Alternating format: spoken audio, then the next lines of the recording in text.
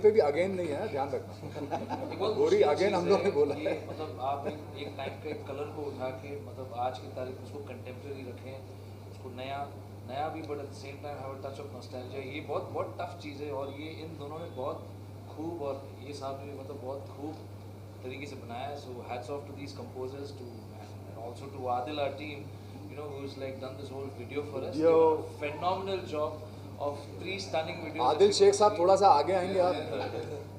आगे आगे पीछे थोड़ा सा लाइमलाइट में आइए। आगे आगे ये आदिल शेख कम जी हैं, आप हमेशा कैमरे के पीछे। हमारे गाना थोड़ा मुश्किल हो जाता है, किसको मैं हमारे को ट्रेन करने वाली है। पिक्चर बनाई थी जो दुनिया की बहुत बड़ी सुपर फ्लॉप में आती है, तो हमारे अलावा शायद किसी और ने नहीं दी, लेकिन उसमें इन्होंने हमको ट्रेन किया था।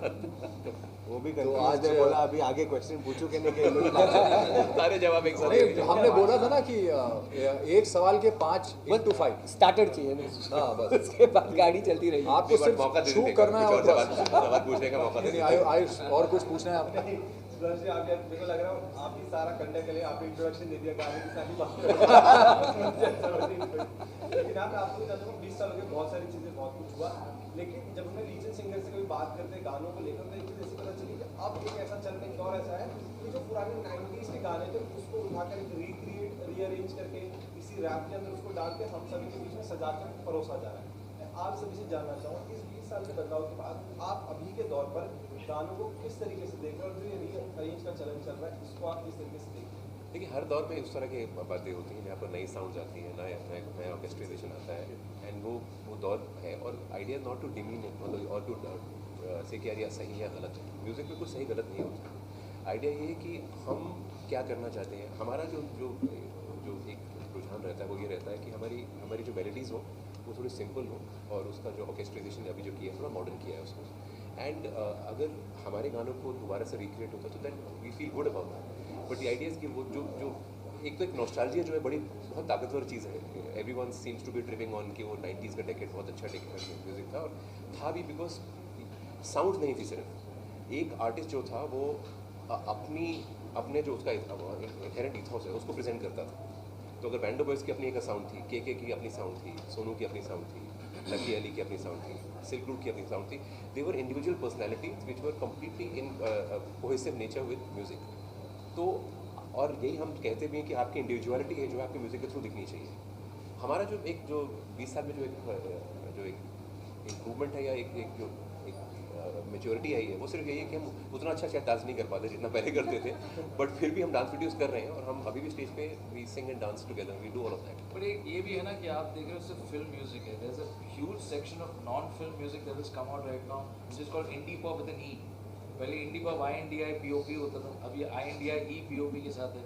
इसके सल्तनत यहाँ बैठे हैं, मतलब जिन्होंने मतलब सोनू के साथ सुल्तान जी यहाँ बैठे हैं, जिन्होंने सोनू जी के साथ किसके साथ है, मतलब रहमान जी के साथ not Rahman, I He's mean done the work indie with side work with Rahman साहब। आई थिंक मेघदीप तुम क्यों नहीं बोलते?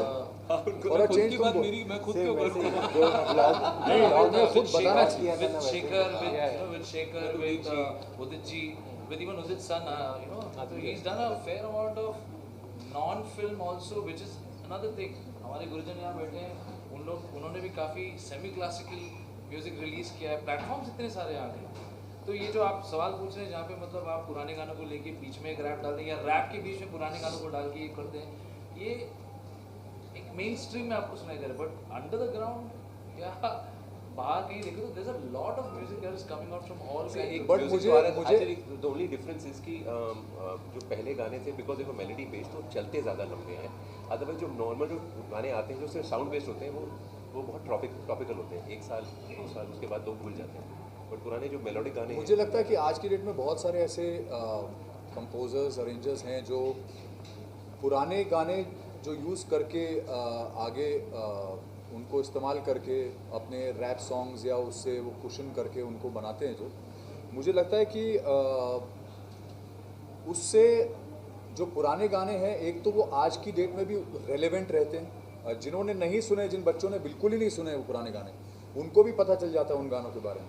तो जैसे आज भी ऐसे गाने मैं कभी कभी गाता हूँ, बिल्कुल पुराने वाले जो रफ़ी साहब के हैं, जो 70s के ज़माने के हैं या लेट 60s के हैं, तो मैं जब गाता हूँ तो वो यंगस्टर्स को भी पता होते हैं, तो आई गेट वेरी सरप्राइज कि इनको कैसे पता है। तो तब मुझे रियलाइज़ होता है कि जब उनको रीमिक्स या रीअरेंज करके रिलीज़ किया जाता है तो उससे आज की जनरेशन को भी वो गाने जो हैं we also have a barometer. जब हम शोज करते हैं at that point of time you understand what people want to hear, और वो लोग दे हैव रिक्वेस्ट्स कि हमें ये, and when you are doing older songs the whole audience is on their feet laughing and dancing and singing and having fun with us.